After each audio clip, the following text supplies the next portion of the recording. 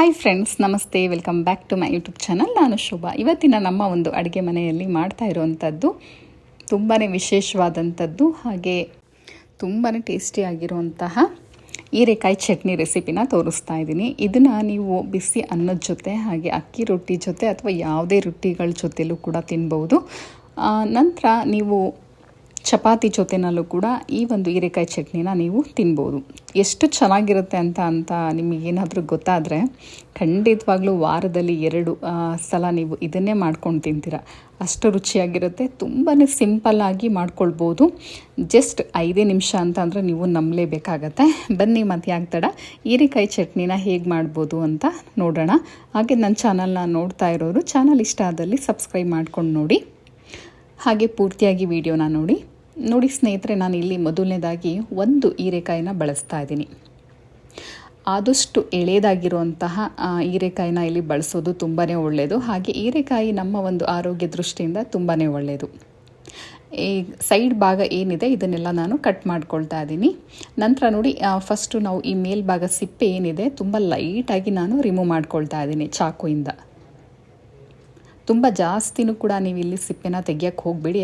ಸಿಪ್ಪೆ ಕೂಡ ತುಂಬಾ ಟೇಸ್ಟಿಯಾಗಿರುತ್ತೆ ಮತ್ತು ಅಷ್ಟೇ ಆರೋಗ್ಯಕರ ಅಂತಲೇ ಹೇಳ್ಬೋದು. ನೋಡಿ ನಾನು ಎಷ್ಟು ಲೈಟಾಗಿ ತೆಗಿತಾ ಇದ್ದೀನಿ ಅಂತ ಅಂದ್ಬಿಟ್ಟು.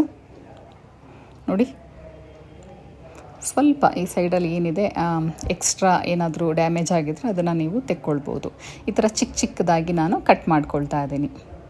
ಈ ಥರ ನಾವು ಚಿಕ್ಕದಾಗಿ ಕಟ್ ಮಾಡ್ಕೊಳ್ಳೋದ್ರಿಂದ ಆ ಹೀರೆಕಾಯಿ ಬೇಗನೆ ಬೆಂದ್ಬಿಡುತ್ತೆ. ಹಾಗಾಗಿ ನಾನು ಸ್ವಲ್ಪ ಚಿಕ್ಕದಾಗಿ ಮಾಡ್ಕೊಳ್ತಾ ಇದ್ದೀನಿ.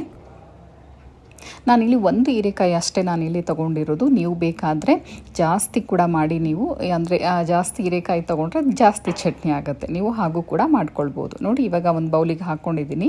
ನಂತರ ನಾನು ಒಂದು ಬಾಣಲಿಗೆ 2 ಟೇಬಲ್ ಸ್ಪೂನು ತೆಂಗಿನೆಣ್ಣೆ ಹಾಕಿದ್ದೀನಿ.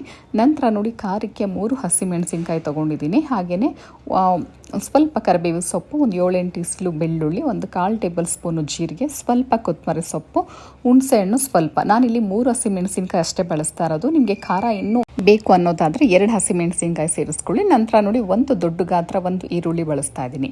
ಮೊದಲನೇದಾಗಿ ಇವಾಗ ಈರುಳ್ಳಿ ಮತ್ತು ಬೆಳ್ಳುಳ್ಳಿ, ಜೀರಿಗೆ ಎಲ್ಲನೂ ಹಾಕ್ಕೊಳ್ತಾ ಇದ್ದೀನಿ. ನಂತರ ಹುಣಸೆಹಣ್ಣು ಕೂಡ ಇದ್ರ ಜೊತೆನಲ್ಲೇ ನಾನು ಫ್ರೈ ಮಾಡ್ಕೊಳ್ತಾ ಇದ್ದೀನಿ. ನಂತರ ಹಸಿಮೆಣಸಿನ್ಕಾಯಿ ನಾನಿಲ್ಲಿ 3 ಅಷ್ಟೇ ಬಳಸ್ತಾ ಇರೋದು.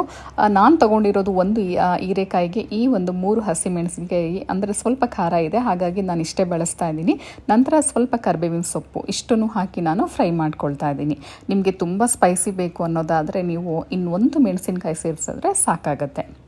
ತುಂಬಾ ಖಾರ ಮಾಡ್ಕೊಳಕ್ಕೆ ಹೋಗಬೇಡಿ, ಆಮೇಲೆ ತಿನ್ನೋದಕ್ಕೆ ಆಗಲ್ಲ. ಬಟ್ ಖಾರ ಇಷ್ಟ ಇರೋರು ಖಂಡಿತವಾಗ್ಲೂ ಇನ್ನೂ 1-2 ಎಕ್ಸ್ಟ್ರಾ ಬಳಸ್ಬೋದು. ನೋಡಿ, ಇವಾಗ ಫ್ರೈ ಮಾಡಿದ ನಂತರ ಜಸ್ಟ್ 1 ನಿಮಿಷ ಅಷ್ಟೇ ಫ್ರೈ ಮಾಡ್ಕೋಬೇಕು. ನಂತರ ಇವಾಗ ಹೀರೆಕಾಯಿ ಕೂಡ ನಾನು ಇವಾಗ ಹಾಕ್ಕೊಳ್ತಾ ಇದ್ದೀನಿ. ಎಷ್ಟು ಚೆನ್ನಾಗಿರುತ್ತೆ ಈ ಚಟ್ನಿ ಅಂತ ಅಂದರೆ ಸ್ನೇಹಿತರೆ, ನಾನಂತೂ ವಾರದಲ್ಲಿ 2 ಸಲ ಆದರೂ ಈ ಚಟ್ನಿ ನಾನು ಮಾಡ್ತೀನಿ. ಯಾಕಂದರೆ ನಮ್ಮ ಮನೆಯಲ್ಲಿ ಎಲ್ಲರ ಫೇವ್ರೇಟ್ ಅಂತಲೇ ಹೇಳ್ಬೋದು. ನಂತರ ರುಚಿಗೆ ತಕ್ಕಷ್ಟು ಕಲ್ಲುಪ್ಪು, ಪುಡಿ ಉಪ್ಪನ್ನ ಬಳಸಬೇಡಿ, ಆದಷ್ಟು ಕಲ್ಲು ಉಪ್ಪನ್ನೇ ಬಳಸಿ, ತುಂಬಾ ಚೆನ್ನಾಗಿರುತ್ತೆ. ಇವಾಗ ಉಪ್ಪನ್ನು ಸೇರಿಸಿದ ನಂತರ ಇವಾಗ ನಾನು ಫ್ರೈ ಮಾಡ್ಕೊಳ್ತಾ ಇದ್ದೀನಿ.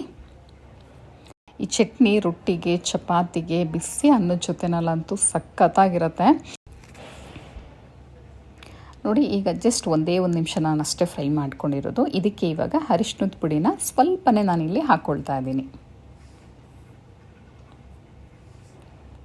ನೀವು ಹಸಿಮೆಣಸಿನ್ಕಾಯಿನ ಬೇಕಾದರೆ ಮುರಿದು ಸಹ ನೀವು ಸೇರಿಸ್ಕೊಳ್ಬೋದು. ನಾನು ಹಾಗೆ ಹಾಕಿ ಫ್ರೈ ಮಾಡ್ಕೊಂಡಿದ್ದೀನಿ. ನಂತರ ನೋಡಿ, ಸ್ವಲ್ಪನೇ ಕೊತ್ತಂಬರಿ ಸೊಪ್ಪು ಇಷ್ಟನ್ನು ಹಾಕಿ ನಾನು ಇದನ್ನು ಒಂದೇ 1 ನಿಮಿಷ ನಾನು ಫ್ರೈ ಮಾಡಿ, ಒಂದು 2-3 ನಿಮಿಷ ನಾನು ಇದನ್ನು ಮುಚ್ಚಿಟ್ಟು ಬೇಯಿಸ್ಕೊಳ್ತೀನಿ. ಕೇವಲ ಒಂದು 5 ನಿಮಿಷದಲ್ಲಿ ಇದು ತಯಾರಾಗುತ್ತೆ. ಹೀರೆಕಾಯಿ ಬೇಗನೆ ಬೆಂದ್ಬಿಡುತ್ತೆ. ಯಾಕೆ ಅಂತ ಅಂದರೆ ನಾವು ಎಣ್ಣೆನಲ್ಲಿ ಕೂಡ ಫ್ರೈ ಮಾಡಿರ್ತೀವಲ್ವ, ಹಾಗಾಗಿ ನೋಡಿ, ಮುಚ್ಚಳನ ಮುಚ್ಚಿ ಒಂದು 2-3 ನಿಮಿಷ ನಾವು ಬೇಯಿಸ್ಕೊಂಡ್ರೆ ಹೀರೆಕಾಯಿ ಪರ್ಫೆಕ್ಟಾಗಿ ಬೆಂದ್ಬಿಡುತ್ತೆ. ನೋಡಿ, ಈಗ ಒಂದು 2-3 ನಿಮಿಷ ನಾನು ಮುಚ್ಚಿಟ್ಟಿದ್ದೆ. ಇವಾಗ ನೋಡಿ, ಹೀರೆಕಾಯಿ ಕೂಡ ಸಾಫ್ಟಾಗಿ ಚೆನ್ನಾಗಿ ಬೆಂದಿದೆ. ಈ ಹದದಲ್ಲಿ ನಾವು ಚೆನ್ನಾಗಿ ಬೇಯಿಸಬೇಕಾಗತ್ತೆ.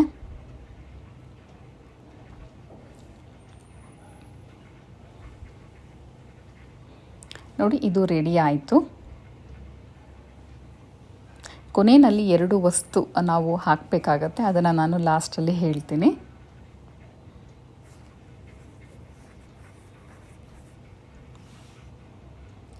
ಸ್ವಲ್ಪ ಇದನ್ನು ಹಾಗೆ ತಣ್ಣಗೆ ಮಾಡ್ಕೊಳ್ತಾ ಇದ್ದೆ. ಈಗ ನಾನು ಜಾರಿಗೆನೆ ಹಾಕ್ಕೊಳ್ತಾ ಇದ್ದೀನಿ. ಇದು ಒಂದು ಸ್ವಲ್ಪ ಉಗುರು ಬೆಚ್ಚಗಿದ್ರೂ ಪರವಾಗಿಲ್ಲ ಇದನ್ನು ಗ್ರೈಂಡ್ ಮಾಡ್ಕೊಳ್ಳೋದಕ್ಕೆ. ನೋಡಿ, ನಂತರ ನಾನು ಹೇಳಿದ್ನಲ್ವ 2 ಪದಾರ್ಥ ಸೇರಿಸ್ಕೊಳ್ತಾ ಇದ್ದೀನಿ ಅಂತ. ಮೊದಲನೇದಾಗಿ ಒಂದೇ ಒಂದು ಸ್ವಲ್ಪ ನಾನಿಲ್ಲಿ ತೆಂಗಿನಕಾಯಿ ಹಾಕ್ಕೊಳ್ತಾ ಇದ್ದೀನಿ. ಅಂದರೆ ಒಂದು 2 ಟೇಬಲ್ ಸ್ಪೂನ್ ಹಾಕ್ಕೊಂಡ್ರೆ ಸಾಕು. ನಂತರ ನೋಡಿ 2 ಟೇಬಲ್ ಸ್ಪೂನು ಶೇಂಗಾ ಅಂದರೆ ಕಡಲೆಕಾಯಿ ಬೀಜನ ಹುರಿದು ಸಿಪ್ಪೆ ತೆಗೆದು ಹಾಕ್ಕೊಳ್ತಾ ಇದ್ದೀನಿ. ಈ ರೀತಿಯಾಗಿ ನೀವು ಮಾಡ್ಕೊಳ್ಳಿ, ಅಷ್ಟು ರುಚಿಯಾಗಿರುತ್ತೆ. ಮತ್ತು ಯಾವುದೇ ಕಾರಣಕ್ಕೂ ಒಂದು ಹನಿ ನೀರನ್ನು ಕೂಡ ಸೇರಿಸಿ ನೀವು ರುಬ್ಕೊಳ್ಳೋ ಹಾಗಿಲ್ಲ. ಇದನ್ನು ನಾವು ಹಾಗೆ ರುಬ್ಕೋಬೇಕಾಗತ್ತೆ. ಹೀರೆಕಾಯಿನಲ್ಲಿ ನೀರಿನಂಶ ಇರೋದ್ರಿಂದ ನೀರನ್ನು ಹಾಕ್ಕೊಳ್ಳೋ ಅಂಥ ಅವಶ್ಯಕತೆ ಇಲ್ಲ. ಇದನ್ನು ನೋಡಿ ಈ ರೀತಿಯಾಗಿ ನಾನು ಗ್ರೈಂಡ್ ಮಾಡ್ಕೊಂಡಿದ್ದೀನಿ.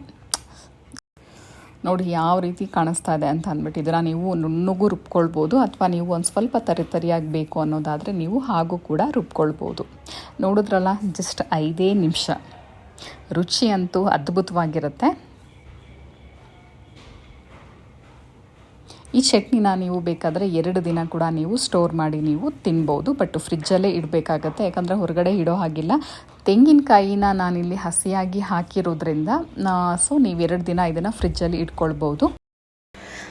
ಅಥವಾ ನಾನು ಇದನ್ನು ಒಂದು 10 ದಿನ ಇಡಬೇಕು ಅನ್ನೋದಾದರೆ ನೀವು ತೆಂಗಿನಕಾಯಿನ ಸೇರಿಸ್ಕೊಳ್ದೇನೆ ನೀವು ಚಟ್ನಿನ ಮಾಡಿ ಬೇಕಾದರೆ ನೀವು ಫ್ರಿಜ್ಜಲ್ಲಿ 10 ದಿನದವರೆಗೂ ನೀವು ಬಳಸ್ಕೊಳ್ಬೋದು. ತುಂಬಾ ಚೆನ್ನಾಗಿರುತ್ತೆ, ಫ್ರೆಶ್ ಆಗಿ ಕೂಡ ಇರುತ್ತೆ. ನೋಡ್ಕೊಂಡ್ರಲ್ಲ ಸ್ನೇಹಿತರೆ, ಹೀರೆಕಾಯಿ ಚಟ್ನಿ ಮಾಡೋದು ಕೇವಲ 5 ನಿಮಿಷ. ತುಂಬಾ ಸುಲಭ ಅಂತ ಅನ್ನಿಸ್ತಾ ಇದೆ ಅಲ್ವಾ? ಮತ್ತು ಯಾಕೆ ತಡ, ನೀವು ಕೂಡ ಈ ಒಂದು ರೆಸಿಪಿನ ಟ್ರೈ ಮಾಡಿ. ಚಪಾತಿ ಜೊತೆ, ಅನ್ನದ ಜೊತೆ, ಅಕ್ಕಿ ರೊಟ್ಟಿ ಜೊತೆಯಲ್ಲಿ ಅಥವಾ ಜೋಳದ ರೊಟ್ಟಿ ಜೊತೆನಲ್ಲೂ ಕೂಡ ಸವಿರಿ. ಹಾಗೆ ವಿಡಿಯೋ ಸ್ವಲ್ಪನಾದರೂ ನಿಮ್ಮ ಮನಸ್ಸಿಗೆ ಇಷ್ಟ ಅನ್ನೋದಾದರೆ ಲೈಕು, ಕಮೆಂಟು, ಶೇರ್ ಮಾಡಿ. ಹಾಗೆಯೇ ಫ್ಯಾಮಿಲಿ ಮೆಂಬರ್ಸ್ಗೂ ಕೂಡ ಈ ಒಂದು ವಿಡಿಯೋನ ಆದಷ್ಟು ಶೇರ್ ಮಾಡಿ ಅಂತ ನಿಮ್ಮಲ್ಲಿ ನಾನು ರಿಕ್ವೆಸ್ಟ್ ಮಾಡ್ಕೊಳ್ತಾ ಇದ್ದೀನಿ.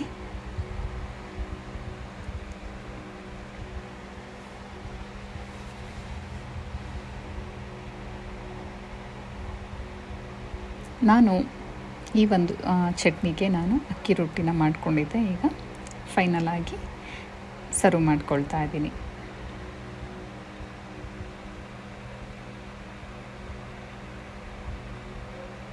ಹೇಗಿದೆ ರುಚಿ ಅಂತ ನಾನು ಟೇಸ್ಟ್ ಮಾಡಿ ಹೇಳ್ತೀನಿ.